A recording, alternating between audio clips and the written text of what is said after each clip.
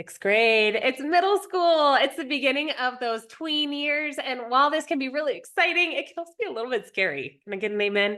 Hey, I'm really glad you're here. My name is Melissa. I'm a homeschooling mom of 4, an online teacher, and a creator where I share about things like homeschool and productivity and online teaching here on YouTube. And I'm really glad you're here. In this little series, we are looking at what do you use for? This is a question I get asked often for our homeschool and just in general in terms of activities and curriculum and things that we do in our homeschool. So please know that this little series and this video in particular aren't just a look at what our family does, what's worked for us. And we've been doing this for quite a while now. So this has changed over time. And I would encourage you to take it with a grain of salt. If some of these things work for you and your family, fantastic. Thumbs up from me. But if not, maybe take a look at what we are using and make a tweak for what your family might need. This is something to keep in mind no matter who you're learning from in your homeschool journey. So if that happens to be us, I am honored and again, really glad you're here. So 6th grade, you guys, let's get started.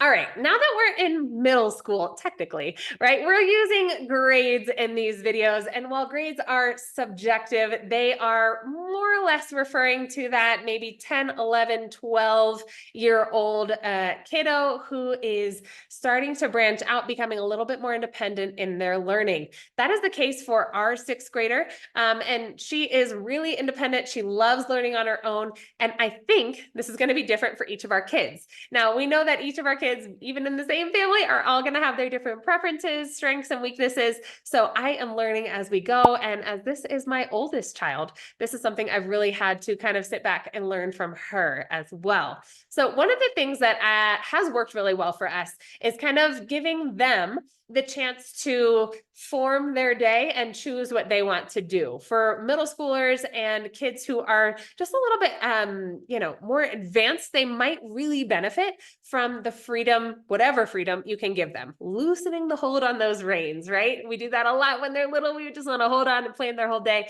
But when they get older, loosening those reins is really helpful. So for our 6th grader, she has a good knowledge of what she needs to get done in the course of the school day. So she actually chooses to start the night before. Most days, our 6th grader has all of her math done the night before she goes to bed, the night before the school day where she's supposed to have it done, if that makes sense. This is of her own choosing. We don't tell her to do this, but she wants more time to do her stuff. And I'll share some of those activities later, but she's very motivated to get that type of freedom. And so great, take your free time and use it as you will. But that math usually gets done the night before. Now, what math do we use? You might ask. We use Horizons math, and our 6th grader is beginning on pre-algebra. This is a great book from AOP. And so what we've used it for in the past in terms of conversation and kind of provoking a little bit more thought rather than just getting the answer down. Why? How did you get there? Having a conversation and making sure that vocabulary is there so that the foundations are laid really, really firmly as they move into higher math. So we use Horizons from Alpha and Omega. So in the morning, they will wake up and grab their oatmeal. Now, here's the recipe again. Overnight oats, very simple, something I pop in the fridge, and they know how to warm up in the microwave. Our 6th grader likes to be sure she's got her time on the computer, so she will hop on there and do Wrinkle. This is, again, practice, math, and reading. Lots of great books on there with a little bit of kind of an accelerated reader-esque quiz at the end, gamified, of course, so they're getting little coins for the work that they do. They are also doing some French work on there on TV Monde. So she loves watching these little 10-minute video clips, a lot of times about science, a lot of times about cooking, a lot of times about animals. Kind of like PDS in French. So that's something that she loves doing, again, with a timer and with strict limits on there. We use the bookmarks bar to leave the favicons, the little logos associated with each website up there. You can delete the title if you're using Google Chrome and just have the favicons on there. So it's really easy for them to navigate and stay where they're supposed to stay.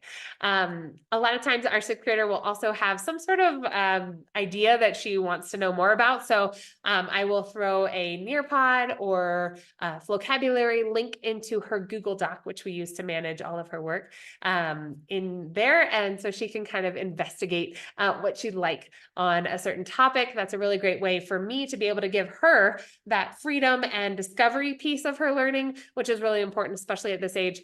And also be sure that she's getting quality information in there. So she's on computer finishing that up. And this is about the time when I'm free and start percolating among the kids to get their language arts done. So we'll hop onto a couch and open up to her language arts work. We use The Good and the Beautiful. We've done this since first grade. So I'll buy the book and use the same book for our whole family, but make copies of the pages that the kids need to write on. So that we can keep reusing that book. Our sixth grader is very good about getting the work done on her own and then saying, hey, here's what I need your help with. So we'll run through spelling words, we'll do dictation. This is where a lot of her grammar comes in. Anything that is not necessary really to write or copy, we'll just talk through. So if there's, coordinating conjunctions, is this a coordinating conjunction or is it not? She can just point and we'll have a conversation there. I also might mention that this is a really sweet time for me. She is a tween and it's a really big moment in their kind of transition to adolescence. And so I'm kind of savoring this time as well and providing that touch point so that she can kind of know that I'm a safe place, know that she can come and ask a question, but also have her independence as well. So if you're a parent of a teen, what is the salute from the Hunger Games with you? And just know that we're there as a resource and as a help when they want to be independent, but we can also be there as kind of the comfort place as well. So this kind of, even in proximity, is really important at this age. Next, we are also doing a book study with our sixth grader. We've done so far The War That Saved My Life. We've done Little Women. We've done When Hitler Stole Pink Rabbit. I feel like there are more. I'll put those here if I remember them. But those are really great in terms of getting those literary terms, those literary skills in there, analyzing characters and plot and theme and that vocabulary that they really need to start building up as they lead into the next kind of stage of their academic career. We've got Bible study.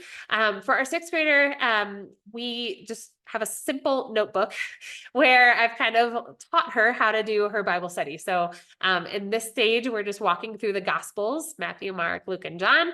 They read a chapter a day, choose one verse they would like to focus on. They copy out that chapter. They find one thing that is a truth, one thing that they can kind of anchor on, a question or an I wonder that they have. I wonder what this means, or I have a question about this.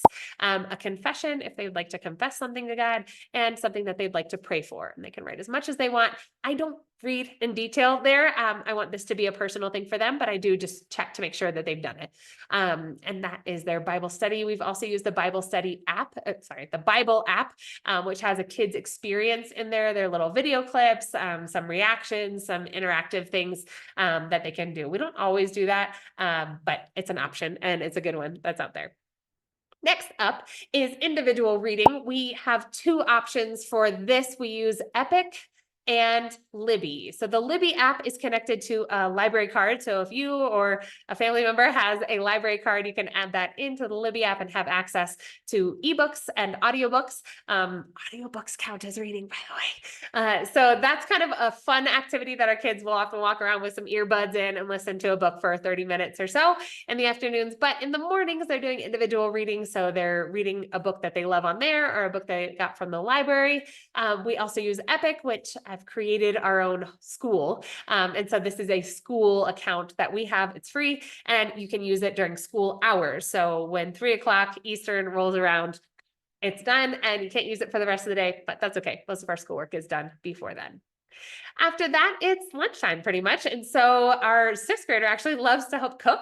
At times she'll finish her schoolwork and say, hey, can I make lunch today? Or she'll catch me early in the morning and say, hey, I've got a plan. Here's a recipe I found. I'd like to make this for lunch. Great. And so a lot of times I'll kind of relax the schoolwork that day, or she can push things to the afternoon so that she can get lunch made. This is the life skill, you guys. This is something that I wish I had had the chance to do more as a kid. And it's a really cool thing and a help for me. So I am absolutely all for helping our kids learn to cook and giving them the chance to do that on their own.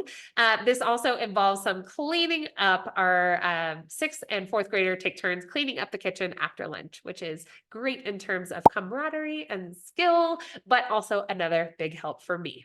Also during lunch, we read Louis Giglio's Indescribable and How Great Is Our God. We have these in English and Spanish, so we just kind of rotate through as we finish them up. They have great science topics, geography, topography, anatomy, all sorts of things in there, which is really cool and sparks some fun conversations. After lunch, our sixth grader has a lot of free time. At times, this has included a science study. We have the Good and the Beautiful's botany unit. I love it. We don't do it very often, but when we do have some time and some free mental space, we'll do a little lesson from there. That's a really good option. And those studies are beautiful and really well put together. Also, this free time includes a little bit of crafting. Our sixth grader loves to craft and actually loves to sew. So when she was, 4 or 5, I taught her how to thread a needle, tie a knot, kind of start her on that journey. And since then, I have been washing clothes and found that she sewed sequins on the border of a sweatshirt that she has, sewed sequins on the cuffs of her jeans. I mean, it's pretty cool what kids can do when you give them the basic skills and some materials to get it done. So a very fun thing. Sometimes in the afternoons as well, our sixth grader and sometimes our fourth grader will request to go to the local craft store. If I've got a minute, we'll run over there, grab some craft supplies, and that keeps them excited. It's their own money as well that they've earned from chores, and gets them motivated to create something. So that is pretty much open to them in terms of how they want to use their afternoon. Again, I mentioned audiobooks as well. This is a lot of what they do in the afternoons. They'll walk around with some earbuds in and our kind of junky phone that we give to the kids. In the afternoon, we also have them do a little bit of code.org. This is kind of a funsy extra type thing for them. They know they've got a time limit on it, but we love that they're getting those coding skills in as well. It's a free account and a really fun way for kids to learn the basics of coding. After that, we've got karate. So our sport in the afternoon, most days of the week, unless our work as mom and dad work from home impedes it, but pretty much 5 days a week, we're going to karate. And then they come home, have dinner, do a ukulele lesson on YouTube, a piano lesson, usually from Hoffman Academy. We love their free YouTube channel. They read the Bible in Spanish. They've got a chapter that they're reading in Spanish, as well as the proverb of the day. If you didn't know, Proverbs, the book in the Bible, has 31 chapters, and that lines up well with the calendar. And so if today is the 12th, then they're going to read Proverbs 12. So it lines up well. So they read a chapter of the Bible and a proverb in Spanish. Then we pray and go to bed. So it's a really busy day, a full day, but also I think a really cool way to do middle school. I hope that this gave you a little bit of a look, but if you've got some suggestions as to what a great option would be for a sixth grader's day, I would love to hear that.